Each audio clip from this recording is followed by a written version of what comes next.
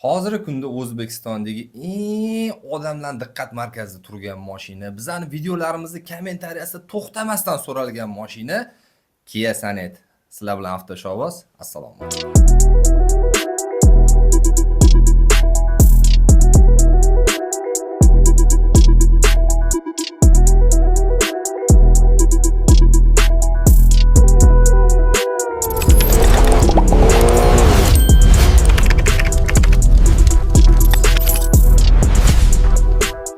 Kia Sonet mashinasi. Bu mashina birinchi chiqqanda to'g'risini aytaman, menga yoqmagan. Nimaga yoqmagan? Mashinani ko'rganimda bir qanaqadir bir neobычный narsani his qilganman. Bu Chevrolet mashinalariga o'xshagan derskiylik emas, yo'q bir Xitoy elektromobillariga o'xshab aqlli narsa emas. Qanaqadir multfilmga o'xshagan. Nima uchun bunaqa bo'lganini men keyinchalik tushundim. Endi o'rtoqlar qaranglar. Sizlar juda ham ko'p kommentariyada so'radinglar. Kia Sonetda obzor qilinglar. Men sizlar uchun YouTube platformasida rosa ko'p obzorlarni ko'rdim. Mashinaning texnik xususiyatlari, mashinaning gabaritlari, o'lchamlari, ichki salon, kojasi bormi, tablosi bormi, mashinaning temiri bormi, motorimi, ходовой частimi, hammasi bo'yicha ma'lumot tiqilyapti. Lekin nimaga aynan mendan shu mashinaning obzorini yana qayta so'raganinglarni tushunib yetdim. Sababi YouTube platformasidagi juda ham ko'p kontentlar asosan Kia'ni rasmiy dilerlar tomonidan olingan, ya'ni avtosalonda ishlaydigan ishchilar. Bu obzorlar asosan mashinani sotish uchun yo'naltirilgan obzorlar. Ya'ni sizga faqat maqtov berilgan bu yerda. Sizlar mashinaning minus joyini ko'rmaganinglar uchun shu bola minusini aytsa kerak edi, mendan so'raganinglarni bildim va shu sababdan mashinani xolis haydovchilar nigohi nazarida plyus minuslarni sanab beraman. Videoni o'tkazmasdan ko'rishni tavsiya qilaman. Oldingi videolarimda aytganimdek, o'tkazib ko'rsanglar tushunmay qolishinglar mumkin. Like bilan podpiskani bosib qo'yaverasizlar. Biz ketdik. Kia Sonet boshida aytib o'tganimdek, birinchi ishlab chiqarilganda mana shu rohatdagi Kia servis saloniga borganmiz, avtosaloniga shu mashinaga qiziqib olishga.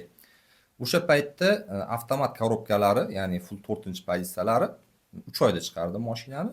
Mexanika birinchi pozitsiyasi bez o'chirtdi. Endi qaranglar. Mashina O'zbekistonda yangi brend Kia.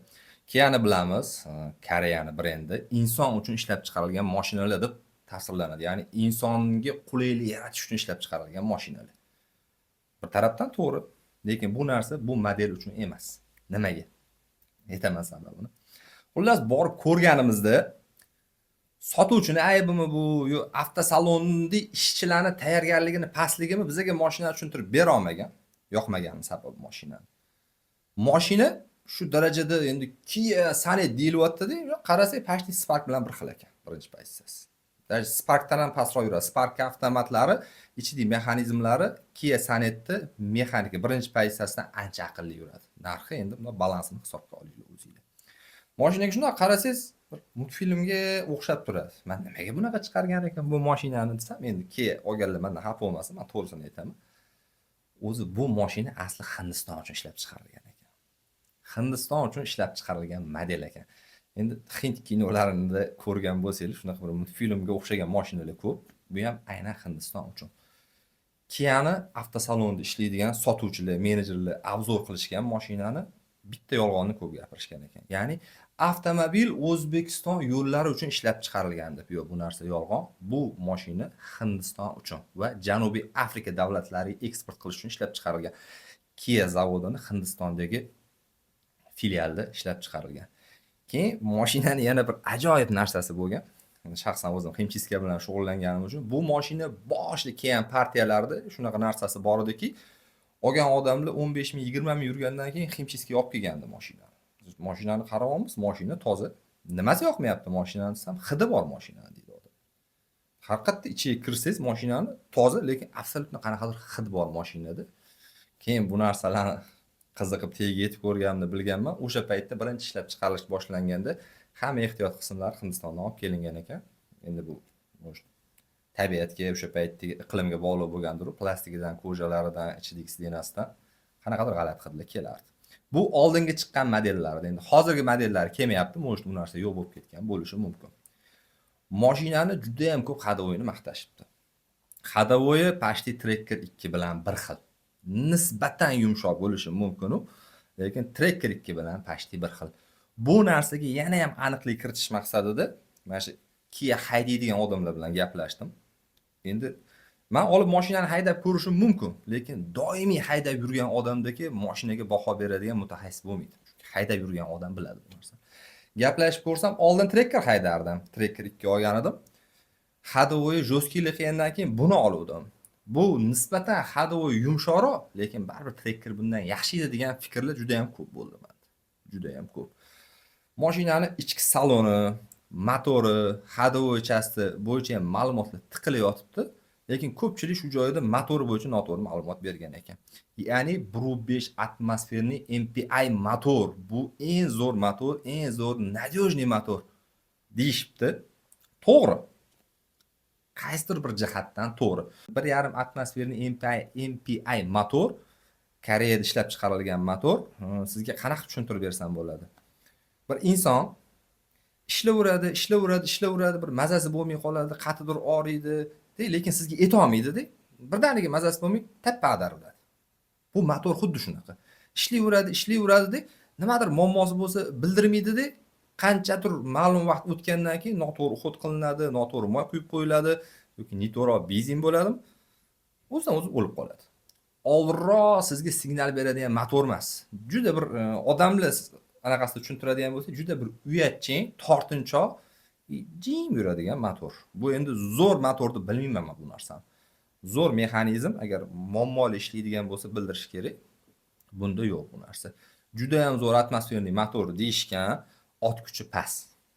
Ot kuchi past. Trekkernikidan ancha past. Trekker turbinani hisobiga ot kuchi yuqori.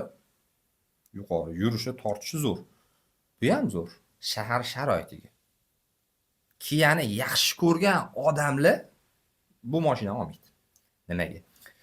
Kia'ni avtosalonida, avtoservisda ishlagan odamlar bilan gaplashdim bu narsani. Erta ishlagan odamlarga shunaqa imkoniyat bor, ya'ni Kia avtomobillarini foizsiz yoki shu bo'lib to'lashga berilgan. Yana bitta Kia'da shunaqa narsa bor ekanki, sizda mashina bor, ya'ni JMB mashinasi. Siz Kia'ga ishga kirdingizmi, o'sha mashinani haydab yura olasiz. Lekin yana boshqa mashina olmoqchi bo'lsangiz, siz Kia'ni brendidan olishingiz kerak. Ya'ni o'zligini brendligini ko'tarish kerak bu narsa. Lekin sizda mashina yo'q, ishga kirib qoldingizmi, siz mashina olmoqchisiz, JM yoki boshqa brendni ola olmaysiz. Kia'ni olishingiz kerak. Lekin shunaqa ishchilar bilan gaplashdimki, o'sha yerda ishlab turib ham ular sani sotib olishmas ekan. Ular iloji bo'lsa Celsius olishar ekan yoki K5 olishar ekan. Qimmatroq bo'lsa ham o'sha yuqoriroq modelni olishar ekan. Nimaga bunaqa qilasizlar desam, yoqmaydi deydi. Endi qarang, bu brendni yomonlash emas. Qaysidir brendni reklama qilish emas. Solishtirish bu shaxsiy fikr. O'zbekiston Respublikasida inson subyektiv fikriga, ya'ni shaxsiy fikrini bayon qilish huquqiga ega. Bu meni shaxsiy fikrim. Ko'ryapotganlar, misol Kia Sonet olganlar so'kib yozishingiz mumkin, boshqa qilishingiz mumkin. Faqat bir narsani iltimos qilaman, kommentariy yozayotganda ko'pchilik kommentariyaga kirib o'qiyapti. Sal o'zingizlarni hurmat qilib kommentariy yozinglar. So'kish hammani qo'lidan keladi. Meni ham, boshqa kuzatuvchilarni ham. O'zingizni hurmat qilib chiroyli yozing. Yoqmagan gapim bo'lsa ham, o'shani chiroyli qilib yozsa bo'ladi. Shu gaping yoqmadi, noto'g'ri gap. Обязательно so'kish shart emas. Xo'p, mavzuga qaytamiz. Like bosmagan bo'lsa like bosib qo'yamiz, obuna bo'lmagan bo'lsa obuna bo'lib qo'yamiz. Endi qarang, ko'pchilik hozirgi kunda Kia bilan Trekkerni solishtiryapti. Nimaga? Chunki O'zbekistonda ishlab chiqarilayotgan bittasi ADM dan chiqyapti Jizzaxdan, bittasi Andijondan chiqadi, JM zavodidan. Ikkalasi ham почти milliy ishlab chiqarish deyiladi. Nimaga? Ishlab chiqarilayotgan mahsulotlarni ko'pi mahalliylashtirilgan, ya'ni o'zimizda ishlab chiqariladi bu narsalar. Bu bozor iqtisodiyoti yoki O'zbekiston iqtisodiyoti uchun zo'r narsa. Ikkalasini ham maqtab turib yoki bir-biriga bundoq qilib turib yomonlash bu juda ham noto'g'ri narsa. Endi bizda Mercedes-Benz bilan BMWdagi bundoq raqobat qiladigan mashinalar emas bular.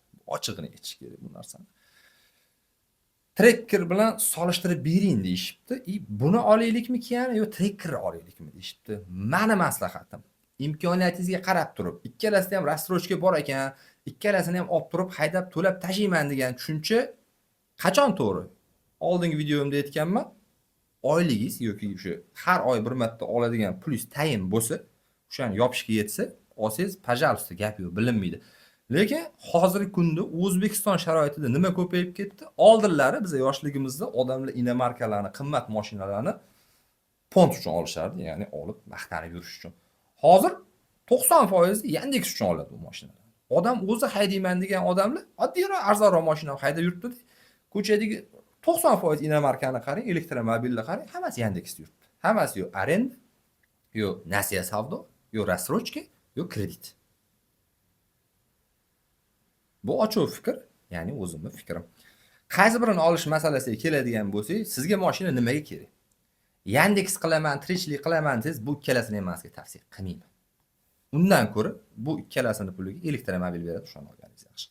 Yo'q, elektromobilni sog'lig'im ko'tarmaydi, boshim og'ritadi, yuragim tez-tez urib ketyapti, yo'q, har xil kasalliklar chiqarar ekan degan tushunchangiz bo'lsa, sizni san'at yoki buni tanlaydigan bo'lsangiz, imkoniyatingizga qarang. Turbina motor, oldingi videomda aytdim, juda ham parvarish yaxshi ko'radi. Atmosferli motor, juda ham uyatchan, indamay yuraveradi. Motor bo'yicha oladigan bo'lsa, kuzov bo'yicha oladigan bo'lsak, derskiroq ko'rinish kerak bo'lsa, Tracker. Soddaroq, kulgiliroq kuzov kerak bo'lsa, Kia. Ходовой части почти bir xil. Yurishi, turishi почти bir xil. Unaqa razitsasi yo'q. Nisbatan yumshoqroq deyishyapti salondagi sidenani hisobiga. U bilan buni saloniga qaraydigan bo'lsangiz, sidenalari Kia'da baquvvatroq, yaxshiroq chiqqan. Oldi tablolari solishtirsangiz Kia'niki zo'r. Elektronikasi bilan audio sistema Kia'da zo'r. Bu narsa deb bo'lmaydi bu narsa. Haqiqatda aytish kerak, kutgan narsalar. Qaysi birini olish masalasi bo'yicha o'zingizlarning shaxsiy fikringlar bor, o'zingizlarning karmoninglar, imkoniyatinglar bor, o'shanga qarab ish qilaverasizlar.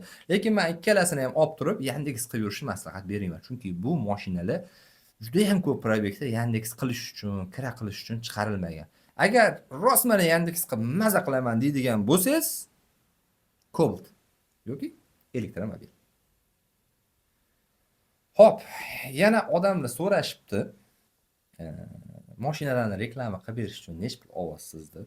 Yo'q, Avtoshovoz jamoasida hali qaysidir bir kompaniya, qaysidir yoki brend bilan reklama qilish yuzasidan shartnomamiz yo'q bizning. U narsaga hali kelishmaganmiz. Olib chiqilayotgan mashinalar, gapirilayotgan gaplar, qilinayotgan kontentlar bu shaxsan o'zimizning hobbi, qiziqishimiz. Sizlar so'rab, sizlar qiziqqaningiz uchun sizlarga berayotgan xolis ma'lumotlarimiz. Ma'lumotlarimiz kitobiy yoki shu aniq bir o'lchamlarga asoslangan emas. Shofyorlar, haydovchilar nigohi nazarida beriladigan ma'lumotlar. Kommentariyada yozishyapti, siz Trackerni bagajini palon-palon millimetrligini, Cobaltni bagaj bilan palon-palon millimetrligini hisobini olmayapsiz. Yo'q, o'rtoqlar. Biz mashinani detalli gapirmayapmiz. Biz sizlarga tushunarli qilib gapiryapmiz. Ya'ni zerikib qolmaslik uchun. Chunki o'zimiz ham YouTube'da obzorlarni ko'rganimizda kitobiy bo'lgan obzorlar ko'pchilikni zeriktirib qo'yadi. Bizga bu narsa kerak emas. Bizlarni kuzatayotgan odamlarga ham shu narsa bo'lishini xohlamaymiz. Yana bir narsa o'rtoqlar, kommentariyada yozyapsizlar, qaysi mashinani keyingisiga obzor qilaylik. Пожалуйста, yozinglar. Mana shu mashinani, mana shu mashinani, mana shu mashinani, mana shu mashinani.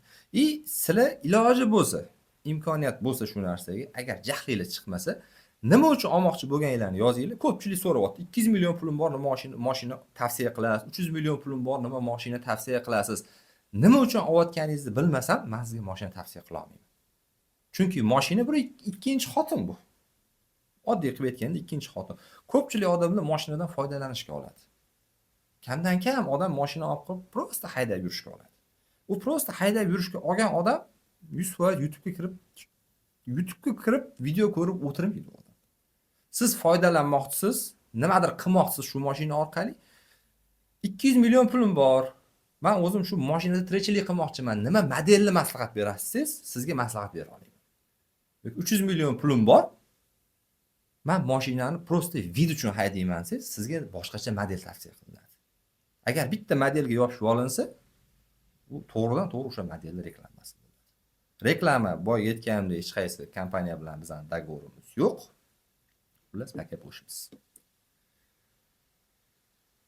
Kia san'at bo'yicha qo'limdan kelgancha juda bir kitobiy bo'lmagan, hayotiy haydovchilar bilan maslahatlashib, o'sha Kia'da ishlaydigan, salonlarida ishlagan odamlar bilan maslahatlashib turib, sizlarga kerak bo'ladigan kichkina ma'lumot berdim deb o'ylayman. Shu kichkinagina ma'lumotimiz sizni qoniqtirgan bo'lsa like, qoniqtirmagan bo'lsa kommentariyada fikrlaringiz faqatgina shaxsiyatga tegmasdan. O'zingizni hurmat qilgan holda. Siz o'zingizni hurmat qilsangiz, qolganlar ham sizni hurmat qiladi. Chunki sizni yozgan kommentariyangizni qolganlar ham kirib o'qiydi. Kam ko'stlarni iloji bo'lsa kommentariyada to'ldirib ketinglar. Shu narsa zo'r bo'lyapti, ko'pchilikga yoqyapti. Men gapiryapman. Mendan keyin eshitib juda bir farosatli kuzatuvchilarimiz bor. O'zligini fikrligini erinmasdan yozishadi. Bu narsa kirib o'qiyotgan odamlarga ham foydali bo'ladi. Sog' bo'linglar, salomat bo'linglar. Sizlar bilan hafta shovvoz jamoasi bo'ldi. Omon bo'linglar.